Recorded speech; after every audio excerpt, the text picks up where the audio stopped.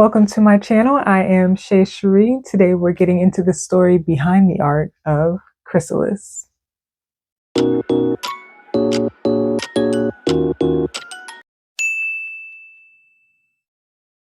So a chrysalis is that hard, protective outer shell that a caterpillar creates once it's ready to transform into a butterfly. Side note, just in case you wanted to know, cocoons are different in that they're specific to moths. But anywho, this painting is very much about that transformation process, which I am on the midst of my healing journey. Before I started this healing journey, I was very much in a low place, battling anxiety, depression, grief, real heavy. I knew that something had to give, like I couldn't keep going the way I was going, so I decided to start therapy to get some help.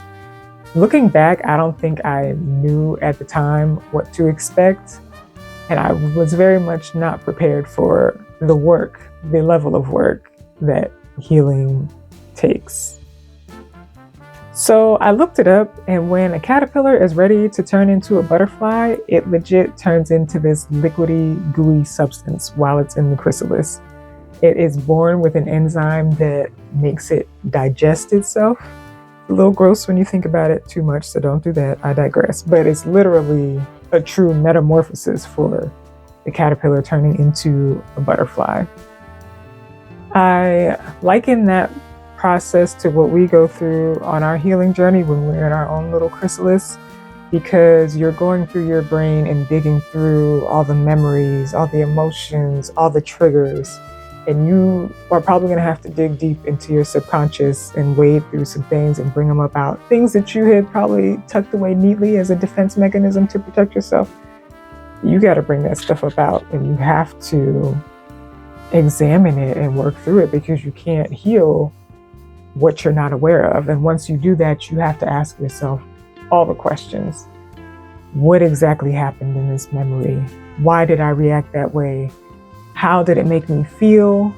How is it affecting who I'm showing up as today? And do I want to continue showing up as that person? And you've got to sit in the discomfort of all of that and heal it and transform. As you're going through it, there's this rebirth happening. There's a new version of you emerging, and that is why there's no clothing on in this painting. I had to say it in a way that I don't get flagged on YouTube. But when you're born into this world, you ain't got nothing on. So I imagine that that's the same in a rebirth process. Like, you're not going to have anything on. You got to be able to be really real with yourself and bear it all. No encumbrances, no restrictions. Expose yourself to you all the way. I will say for me that there has been duality in transformation. On one hand, it's great, it's something new, you're optimistic, you're hopeful, you're turning a new page, writing a new chapter, getting to meet the higher version of yourself, and all of that is wonderful and great. And on the other hand, I've still experienced some grief and some anxiety. Grief over the version of myself that I used to be, because